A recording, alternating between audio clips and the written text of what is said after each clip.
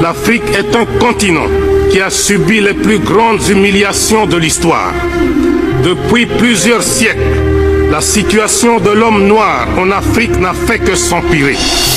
Sous prétexte qu'ils étaient venus en Afrique pour nous civiliser, les premiers blancs, pionniers de cette civilisation, commencèrent par vider nos pays respectifs de leurs substances fondamentales, notamment dans la pratique honteuse du commerce des esclaves.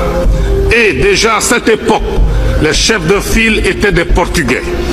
Nos ancêtres n'étaient pas considérés comme des hommes ni même comme des êtres qui ont l'intelligence et les sentiments, mais comme des amas de muscles à qui on demandait des efforts mécaniques, comme on en demande au cheval, au buffle, à l'âne ou au bœuf. L'esclavagisme continuera jusqu'à prendre au XIXe siècle des allures d'une véritable catastrophe continentale. Mon frère Ibrahim Boubacar Keïta me disait tantôt que la solution est entre les mains des Africains. Monsieur le Président, mon frère, la solution n'est pas entre nos mains. La solution, c'est entre les mains de l'OTAN qui a créé le désordre, n'a qu'à aller ramener l'ordre. C'est simple. Oui, mais il ne faut pas rigoler. Il ne faut pas rigoler. C'est notre vie. C'est l'Afrique qui est en danger.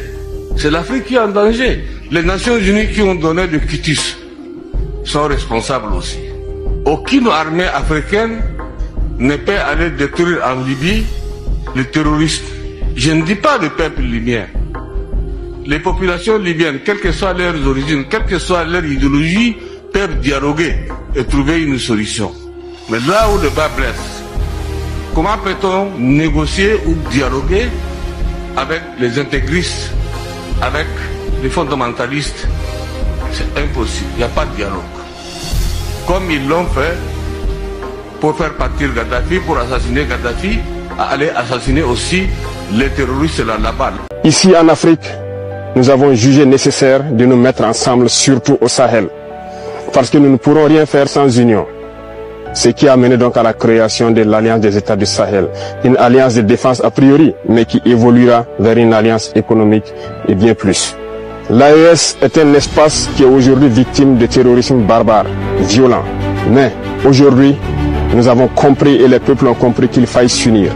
Et nous invitons tous les autres Africains, tous ces peuples brimés, à pouvoir s'unir pour faire face à l'adversité. Nous défendrons l'espace de l'AES comme si nous défendons nos propres terres ici. Parce que nous avons décidé de nous unir avec nos pays frères du Mali, du Niger, pour en faire de nos espaces un seul espace. Aller et venir, commercer et défendre, ramener la paix, la prospérité et la sécurité. Parce que nos peuples ont droit au bonheur. L'Eldorado dont nos peuples rêvent, nous pouvons le créer ici. Et nous avons confiance en ce peuple. C'est toujours la France qui fait, et c'est toujours la France qui critique, et c'est toujours la France qui est derrière. Quand, comment ils appellent le constitutionnaliste qui est venu ici, je ne connais même pas son nom. Je ne connais même pas son nom. Moi j'ai refusé, j'ai dit je ne change pas. Ils ont passé par leur arcane, puisque l'Afrique, pour la France, il n'y a rien de, comment on appelle, de caché. C'est entre ses mains.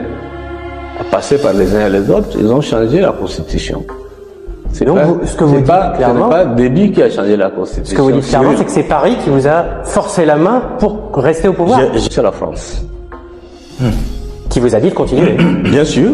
Et maintenant, aujourd'hui, ce sont ceux-là même qui ont changé la Constitution qui me critiquent.